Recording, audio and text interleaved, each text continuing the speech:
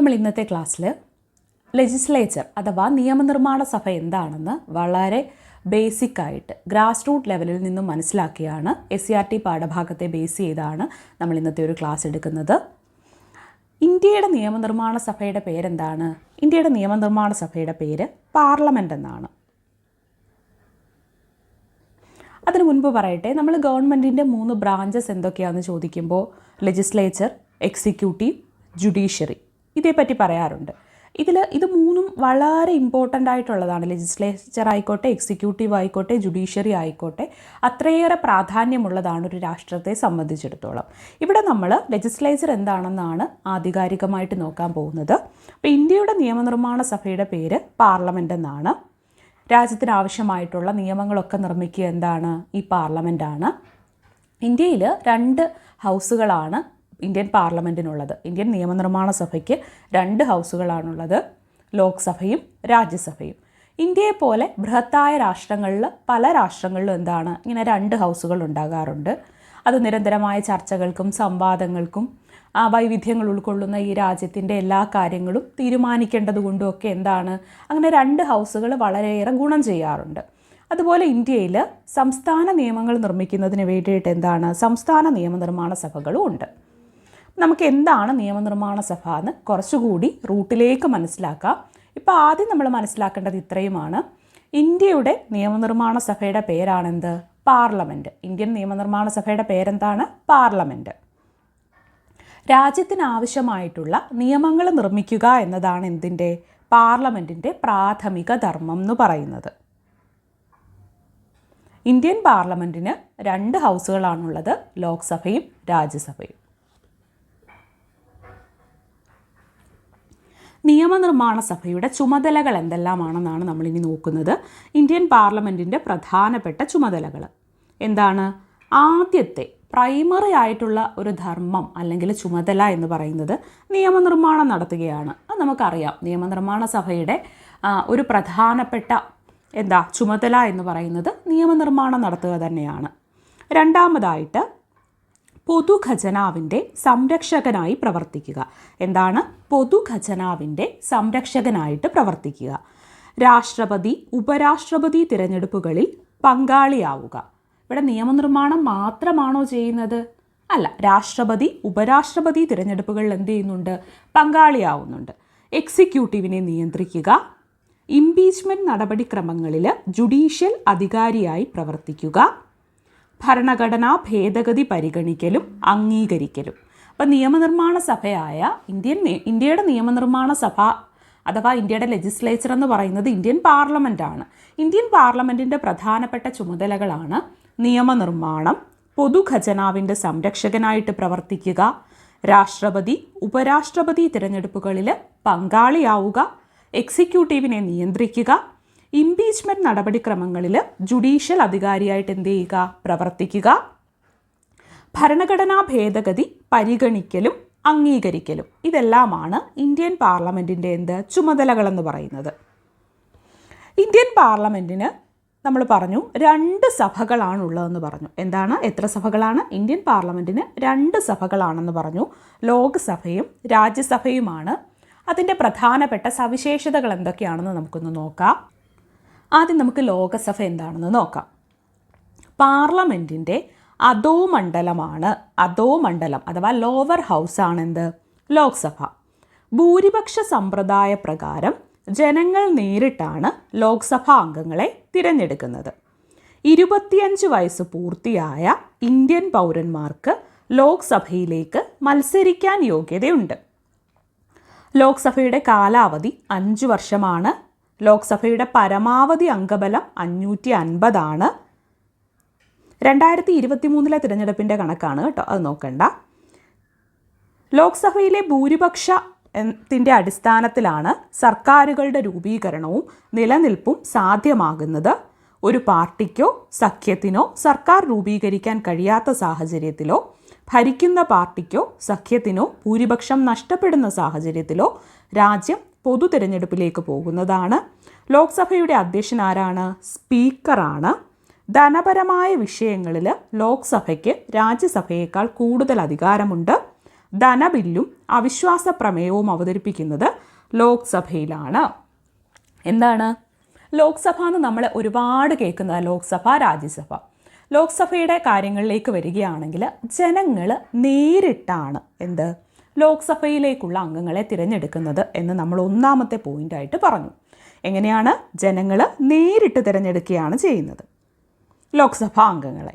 25 വയസ്സ് പൂർത്തിയായ ഏതൊരു ഇന്ത്യൻ പൗരനും ലോക്സഭയിലേക്ക് മത്സരിക്കാൻ സാധിക്കും. അപ്പോൾ ലോക്സഭയിലേക്ക് മത്സരിക്കുന്നതിനുള്ള പ്രായം എത്രയാണ്? 25 വയസ്സ് പൂർത്തിയായ ഒരാൾക്കാണ് മത്സരിക്കാൻ സാധിക്കുന്നത്. ലോക്സഭയുടെ കാലാവധി എന്ന് പറയുന്നത് 5 വർഷമാണ്. 5 വർഷമാണ് ലോക്സഭയുടെ കാലാവധി.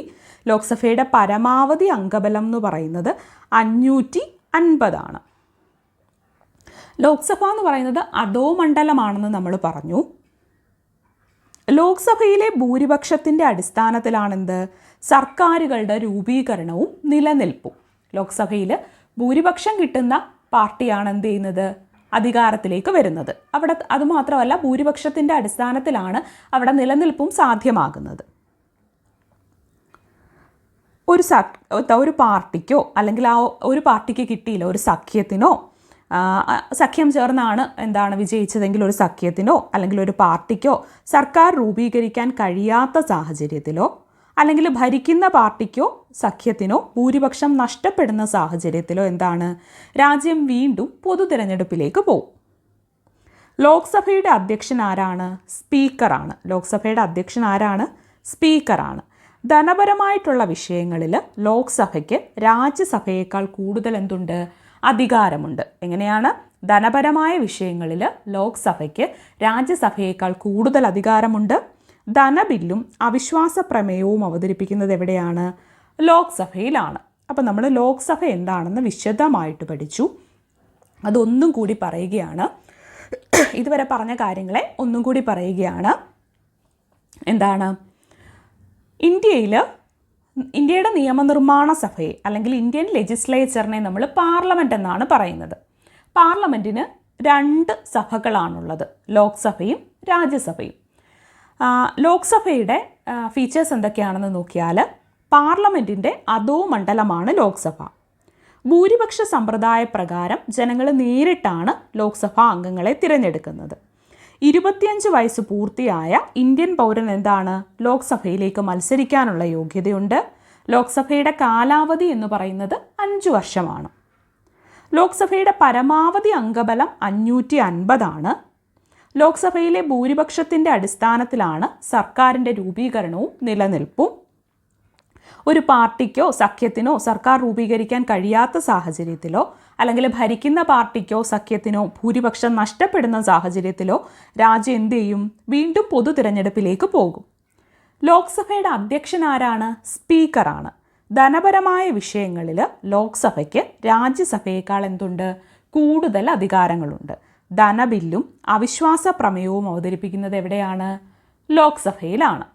ഇനി നമുക്ക് രാജ്യസഭ എന്താണെന്നൊന്ന് വിശദമായിട്ട് നോക്കാം. പാർലമെൻറ്റിൻ്റെ ഉപരിസഭയാണ് രാജ്യസഭ. ജനസംഖ്യ ആനുപാതികമായി സംസ്ഥാനങ്ങൾക്ക് പ്രാതിനിധ്യം നൽകിയിരിക്കുന്ന സഭയാണിത്. നമ്മൾ ലോക്സഭയിൽ അവിടെ ജനങ്ങൾക്കാണ് പ്രാതിനിധ്യം, പീപ്പിൾസ് ഹൗസ് എന്നാണ് നമ്മൾ പറയുന്നത്. രാജ്യസഭയിലേക്ക് വരുമ്പം ഹൗസ് ഓഫ് സ്റ്റേറ്റ് ആണ് രാജ്യസഭ എന്ന് പറയുന്നത്. ലോക്സഭ എന്ന് പറയുന്നത് ഹൗസ് ഓഫ് പീപ്പിൾ ആണ്.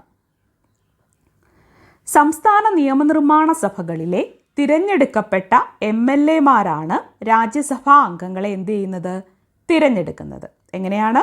സംസ്ഥാന നിയമനിർമ്മാണ സഭകളിലെ തിരഞ്ഞെടുക്കപ്പെട്ട MLAമാരാണ് രാജ്യസഭാ അംഗങ്ങളെ തിരഞ്ഞെടുക്കുന്നത്. 30 വയസ്സ് പൂർത്തിയായ ഇന്ത്യൻ പൗരന്മാർക്ക് രാജ്യസഭയിലേക്ക് മത്സരിക്കാൻ യോഗ്യതയുണ്ട്. ഇപ്പോൾ രാജ്യസഭയെ പറ്റി നമ്മൾ പറയുകയാണെങ്കിൽ പാർലമെൻറ്റിൻ്റെ ഉപരിസഭയാണ് രാജ്യസഭ. ജനസംഖ്യ ആനുപാതികമായിട്ട് സംസ്ഥാനങ്ങൾക്ക് പ്രാതിനിധ്യം നൽകിയിരിക്കുന്ന സഭയാണ് രാജ്യസഭ. സംസ്ഥാന നിയമനിർമ്മാണ സഭകളിലെ തിരഞ്ഞെടുക്കപ്പെട്ട MLAമാരാണ് രാജ്യസഭാ അംഗങ്ങളെ തിരഞ്ഞെടുക്കുന്നത്. 30 വയസ്സ് പൂർത്തിയായ ഇന്ത്യൻ പൗരന്മാർക്ക് 30 വയസ്സാണ് രാജ്യസഭയിലേക്ക് മത്സരിക്കാനുള്ള പ്രായം, 25 വയസ്സാണ് ലോക്സഭയിലേക്ക് മത്സരിക്കാനുള്ള പ്രായം. അങ്ങനെ 30 വയസ്സ് പൂർത്തിയായ ഇന്ത്യൻ പൗരന്മാർക്ക് എന്ത് ചെയ്യാൻ രാജ്യസഭയിലേക്ക് മത്സരിക്കാനുള്ള യോഗ്യതയുണ്ട്. രാജ്യസഭ ഒരു സ്ഥിരം സഭയാണ്. സഭാ അംഗങ്ങളുടെ കാലാവധി 6 വർഷമാണ്. രാജ്യസഭയിലെ മൂന്നിലൊന്ന് അംഗങ്ങൾ എങ്ങനെയാണ് ഓരോ 2 വർഷം കൂടുമ്പോഴും വിരമിക്കുകയും ആ ഒഴിവിലേക്ക് തിരഞ്ഞെടുപ്പ് നടക്കുകയും ചെയ്യുന്നുണ്ട്. അപ്പോൾ എങ്ങനെയാണ്? രാജ്യസഭ ഒരു സ്ഥിരം സഭയാണ്. സഭാ അംഗങ്ങളുടെ കാലാവധി എന്ന് പറയുന്നത് 6 വർഷമാണ്. അതിൽ രാജ്യസഭയിലെ 1/3 അംഗങ്ങൾ ഓരോ 2 വർഷം കൂടുന്തോറും വിരമിക്കുകയും ആ ഒഴിവിലേക്ക് എന്ത് ചെയ്യാണ് പുതിയ അംഗങ്ങളെ തിരഞ്ഞെടുപ്പ് ഇങ്ങനെ നടത്തിക്കൊണ്ടിരിക്കുകയും ചെയ്യും. ഉപരാഷ്ട്രപതിയാണ് രാജ്യസഭയുടെ അധ്യക്ഷൻ. ലോക്സഭയുടെ അധ്യക്ഷൻ സ്പീക്കർ ആണെങ്കിൽ രാജ്യസഭയുടെ അധ്യക്ഷൻ ഉപരാഷ്ട്രപതി അഥവാ വൈസ് പ്രസിഡന്റ് ആണ് രാജ്യസഭയുടെ അധ്യക്ഷൻ. രാജ്യസഭയുടെ പരമാവധി അംഗബലം എത്രയാണ്? 250 ആണ് രാജ്യസഭയുടെ പരമാവധി അംഗബലം.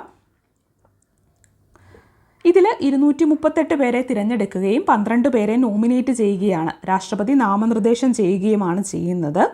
ഉപരാഷ്ട്രപതിയെ നീക്കം ചെയ്യാനുള്ള നടപടിക്രമങ്ങൾ ആരംഭിക്കുന്നത് എവിടെ നിന്നാണ്?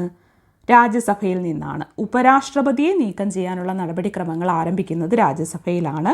കൂടാതെ പുതിയ അഖിലേന്ത്യാ സർവീസ് സൃഷ്ടിക്കുന്നതിന് പാർലമെൻറ്റിനെ ചുമതലപ്പെടുത്താനുള്ള അധികാരവും ആർക്കാണ്? രാജ്യസഭയ്ക്കാണ്. പുതിയ അഖിലേന്ത്യാ സർവീസുകൾ സൃഷ്ടിക്കുന്നതിന് പാർലമെൻറ്റിനെ ചുമതലപ്പെടുത്താനുള്ള അധികാരവും രാജ്യസഭയ്ക്ക് നിക്ഷിപ്തമാണ്. അപ്പോൾ രാജ്യസഭ ഒരു സ്ഥിരം സഭയാണ്. അംഗങ്ങളുടെ കാലാവധി എന്ന് പറയുന്നത് 6 വർഷമാണ്. അതിൽ 1/3 അംഗങ്ങൾ ഓരോ 2 വർഷം കൂടുമ്പോഴും വിരമിക്കുകയും അതിലേക്ക് പുതിയ അംഗങ്ങൾ വരികയും ചെയ്യും. ഉപരാഷ്ട്രപതിയാണ് രാജ്യസഭയുടെ അധ്യക്ഷൻ എന്ന് പറയുന്നത്. ഇനി ലെജിസ്ലേച്ചറിനെ പറ്റി പറഞ്ഞു, അതിൻ്റെ 2 ഹൗസുകൾ പറഞ്ഞു. ഇനി ഇന്ത്യയിൽ നിയമനിർമ്മാണം എങ്ങനെയാണ് എന്ന് നോക്കാം. നിയമനിർമ്മാണം ഇന്ത്യയിൽ നിയമം നിർമ്മിക്കാനുള്ള അധികാരം പാർലമെൻറ്റിൽ നിക്ഷിപ്തമാണ്. എങ്ങനെയാണ്? ഇന്ത്യയിൽ നിയമം നിർമ്മിക്കാനുള്ള അധികാരം പാർലമെൻറ്റിൽ നിക്ഷിപ്തമാണ്. നിയമനിർമ്മാണ പ്രക്രിയയിൽ ഭരണഘടന അനുശാസിക്കുന്നതും പിന്നീട് രൂപപ്പെട്ടു വന്നതുമായിട്ടുള്ള നിരവധി നടപടിക്രമങ്ങളുണ്ട്. നിയമനിർമ്മാണം കേവലം ഒരു സാങ്കേതിക പ്രക്രിയ മാത്രമല്ല, ഒരു രാഷ്ട്രീയ പ്രക്രിയ കൂടിയാണ്. സമൂഹത്തിലെ വിവിധ കോണുകളിൽ നിന്നുള്ള ജനാഭിപ്രായങ്ങളോട് സർക്കാരിൻ്റെ പ്രതികരണമാണ് നിയമങ്ങളെന്ന് പറയുന്നത്. രാഷ്ട്രീയ പാർട്ടികളുടെ തിരഞ്ഞെടുപ്പ് വാഗ്ദാനം പാലിക്കുന്നതിൻ്റെ ഭാഗമായും ഭരണപ്രക്രിയ കൂടുതൽ സുഗമമാക്കുന്നതിനും നിയമനിർമ്മാണം നടത്താറുണ്ട്. നിയമനിർമ്മാണത്തിന് മന്ത്രിസഭ അംഗീകാരം നൽകിയാൽ ബന്ധപ്പെട്ട മന്ത്രാലയത്തിൻ്റെ മേൽനോട്ടത്തിലും നിർദ്ദേശങ്ങൾക്കും അനുസൃതമായിട്ട് ഉദ്യോഗസ്ഥരാണ് നിയമത്തിൻ്റെ കരട് രൂപമായിട്ടുള്ള ബില്ല് തയ്യാറാക്കുന്നത്. നിയമത്തിൻ്റെ കരട് രൂപമായിട്ടുള്ള ബില്ല് തയ്യാറാക്കുന്നത് അവിടെ ഉദ്യോഗസ്ഥരാണ്. അപ്പോൾ ബില്ലുകൾ പലതരത്തിലുണ്ട്. വിവിധ തരം ബില്ലുകളാണ് ഉള്ളത്. മന്ത്രിമാർ അവതരിപ്പിക്കുന്ന ബില്ലാണ് ഗവൺമെൻറ് ബില്ല്. മന്ത്രിയല്ലാത്ത പാർലമെൻറ്റ് അംഗം അവതരിപ്പിക്കുന്ന ബില്ലാണ് സ്വകാര്യ ബില്ല്. അപ്പം മന്ത്രിമാർ അവതരിപ്പിക്കുന്ന ബില്ലാണ് ബില്ല്? Government bill. മന്ത്രിയല്ലാത്ത പാർലമെൻറ്റ് അംഗം അവതരിപ്പിക്കുന്ന ബില്ല് ഏതാണ്? സ്വകാര്യ ബില്ല്. ഇതുകൂടാതെ പൊതുഖജനാവിലേക്കുള്ള ധനസമാഹരണവും ചെലവഴിക്കലും സംബന്ധിച്ച ബില്ലുകളാണ് ധനബില്ലുകൾ. ധനബില്ല് ലോക്സഭയിലാണ് അവതരിപ്പിക്കുന്നത് ആദ്യം. ധനബില്ലുകളല്ലാത്തവയാണ് ധനേതര ബില്ലുകൾ. ഭരണഘടനാ ഭേദഗതി ബില്ലുകളും സാധാരണ ബില്ലുകളുമാണ് ധനേതര ബില്ലുകളായിട്ട് കണക്കാക്കുന്നത്. അപ്പോൾ എന്താണ്? ബില്ലുകൾ പലതരത്തിലുണ്ട്. മന്ത്രിമാർ അവതരിപ്പിക്കുന്ന ബില്ലാണ് ഗവൺമെൻറ് ബില്ല്. മന്ത്രി അല്ലാത്ത പാർലമെൻറ്റ് അംഗം അവതരിപ്പിക്കുന്ന ബില്ലാണ് സ്വകാര്യ ബില്ല്. ഇതുകൂടാതെ പൊതുഖജനാവിലേക്കുള്ള ധനസമാഹരണവും ചെലവഴിക്കലും സംബന്ധിച്ച ബില്ലുകളാണ് ധനബില്ലുകൾ. ധനബില്ല് ലോക്സഭയിലാണ് ആദ്യം അവതരിപ്പിക്കുന്നത്. ധനബില്ലുകളല്ലാത്തതാണ് ധനേതര ബില്ലുകൾ. ഭരണഘടനാ ഭേദഗതി ബില്ലുകളും സാധാരണ ബില്ലുകളുമാണ് ധനേതര ബില്ലുകളായിട്ട് കണക്കാക്കുന്നത്. ഒരു ബില്ല് നിയമമാകുന്നതിനുള്ള ഘട്ടങ്ങൾ നോക്കിയാൽ ആദ്യം 1ാം വായന. എന്താണ് 1ാം വായന? ധനബില്ലല്ലാത്ത ഏതൊരു ബില്ലും ഇരുസഭകളിൽ ഏതെങ്കിലും ഒന്നിൽ മന്ത്രിയോ സ്വകാര്യ അംഗമോ അവതരിപ്പിക്കുന്നു. എന്താണ് 1ാം വായന?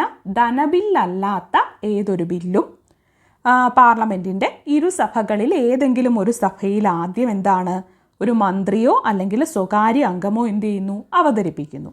രണ്ടാം വായന എന്താണ്, ഈ ഘട്ടത്തിൽ ബില്ല് കമ്മിറ്റിയുടെ പരിഗണനയ്ക്ക് അയക്കുകയോ സഭയിൽ തന്നെ എന്ത് ചെയ്യുക, ചർച്ച ചെയ്യുകയോ ചെയ്യുന്നു. കമ്മിറ്റി ഘട്ടമെന്നും ഇതറിയപ്പെടുന്നുണ്ട്. മാറ്റങ്ങളോ ഭേദഗതികളോ ഉണ്ടെങ്കിൽ എന്ത് ചെയ്യും, ഈ ഘട്ടത്തിൽ സ്വീകരിക്കും. അപ്പോൾ രണ്ടാം വായനയിൽ എന്താണ്, ബില്ല് കമ്മിറ്റിയുടെ പരിഗണനയ്ക്ക് അയക്കുകയോ അല്ലെങ്കിൽ സഭയിൽ തന്നെ ചർച്ച ചെയ്യുകയോ ഒക്കെ ചെയ്യും. കമ്മിറ്റി ഘട്ടം എന്നും ഇതെന്ത് ചെയ്യുന്നുണ്ട്, അറിയപ്പെടുന്നുണ്ട്. മാറ്റങ്ങളോ ഭേദഗതികളോ എന്താണ് ഈ ഘട്ടത്തിൽ സ്വീകരിക്കാം. മൂന്നാം വായന ബില്ല് സഭ അംഗീകരിക്കുകയോ നിരസിക്കുകയോ ചെയ്യുന്നതാണെന്ത്, മൂന്നാം വായന എന്ന് പറയുന്നത് ബില്ല് സഭ അംഗീകരിക്കുകയോ നിരസിക്കുകയോ ചെയ്യുന്നതാണ്. ബില്ല് ആദ്യം അവതരിപ്പിച്ച സഭയിൽ നടപടിക്രമങ്ങൾ പൂർത്തിയായാൽ ഇതേ പ്രക്രിയ എന്ത് ചെയ്യും, രണ്ടാം സഭയിലും ആവർത്തിക്കും. ഇപ്പോൾ ഇത് ഈ ഒന്നാം വായന, രണ്ടാം വായന, മൂന്നാം വായന എല്ലാം ലോക്സഭയിലാണ് കഴിഞ്ഞതെങ്കിൽ രാജ്യസഭയിൽ എന്ത് ചെയ്യും, ഇതേ ഘട്ടങ്ങൾ വീണ്ടും എന്ത് ചെയ്യും, ആവർത്തിക്കപ്പെടും. ഇരുസഭകളും അംഗീകരിക്കുന്ന പക്ഷം ബില്ല് രാഷ്ട്രപതിയുടെ അംഗീകാരത്തിനായിട്ട് സമർപ്പിക്കും. രാഷ്ട്രപതിയുടെ അംഗീകാരം ലഭിക്കുന്നതോടുകൂടി എന്താണ്, ബില്ല് നിയമമായിട്ട് മാറും. അപ്പോൾ രണ്ട് ഹൗസുകളിലും ഈ നടപടിക്രമങ്ങളൊക്കെ പൂർത്തീകരിച്ച് ബില്ല് അംഗീകരിക്കുകയാണെങ്കിൽ പിന്നീട് അത് രാഷ്ട്രപതിയുടെ അംഗീകാരത്തിനായിട്ട് സമർപ്പിക്കുകയും രാഷ്ട്രപതിയുടെ അംഗീകാരം ലഭിക്കുന്നതോടുകൂടി എന്താണ്, ബില്ല് നിയമമായിട്ട് മാറുകയും ചെയ്യും. ഭരണഘടനയിൽ തിരുത്തലുകളോ അല്ലെങ്കിൽ ഒഴിവാക്കലുകളോ കൂട്ടിച്ചേർക്കലുകളോ വരുത്തുന്നതിനെയാണ് നമ്മൾ ഭരണഘടനാ ഭേദഗതി എന്ന് പറയുന്നത്. നമുക്കറിയാം, ഇന്ത്യൻ ഭരണഘടന നിലവിൽ വന്ന് ഈ കാലത്തിനോടകം ഒരുപാട് ഭരണഘടനാ ഭേദഗതികൾ ഉണ്ടായിട്ടുണ്ട്. പല കാര്യങ്ങളും കൂട്ടിച്ചേർത്തിട്ടുണ്ട്, പല കാര്യങ്ങളും എടുത്തു മാറ്റിയിട്ടുണ്ട്, അല്ലേ? പല കാര്യങ്ങളിലും തിരുത്തലുകൾ വരുത്തിയിട്ടുണ്ട്. അങ്ങനെ ഇവയൊക്കെ വരുത്തുന്നതിനെയാണ് ഭരണഘടനാ ഭേദഗതി അഥവാ കോൺസ്റ്റിറ്റ്യൂഷണൽ അമെൻമെൻറ്റ് എന്ന് പറയുന്നത്. സാമൂഹിക രാഷ്ട്രീയ ആവശ്യങ്ങളെ പരിഗണിച്ച് കാലാനുസൃതമായി ഭരണഘടനയിൽ മാറ്റം വരുത്തുവാൻ ഭേദഗതി പ്രക്രിയ സഹായിക്കുന്നു. ഇന്ത്യയിൽ ഭരണഘടന ഭേദഗതി ചെയ്യുന്നതിനുള്ള അധികാരം പാർലമെൻറ്റിൽ മാത്രമാണ് നിക്ഷിപ്തം. ഭരണഘടനയുടെ അനുച്ഛേദം 368 ആർട്ടിക്കിൾ 368 പ്രകാരമാണ് പാർലമെൻറ്റിന് ഭേദഗതിക്കുള്ള അധികാരം ലഭിക്കുന്നത്. ശ്രദ്ധിക്കുക, നോട്ട് ചെയ്യുക. ആർട്ടിക്കിൾ 368 പ്രകാരമാണ് പാർലമെൻറ്റിന് എന്താണ്, ഭരണഘടനാ ഭേദഗതിക്കുള്ള അധികാരം ലഭിക്കുന്നത്. ഭേദഗതി ബില്ല് രാഷ്ട്രപതി മുൻകൂർ അനുമതി ആവശ്യമില്ല. ഭരണഘടനാ ഭേദഗതി ബിൽ നിയമമാകണമെങ്കിൽ ഇരുസഭകളുടെയും അംഗീകാരം അനിവാര്യമാണ്. ഇരുസഭകൾക്കുമിടയിൽ ഭരണഘടനാ ഭേദഗതി ബില്ലിന്മേലുള്ള തർക്കങ്ങൾ പരിഹരിക്കാനായിട്ട് സംയുക്ത സമ്മേളനം പോലുള്ള നടപടിക്രമങ്ങളില്ല.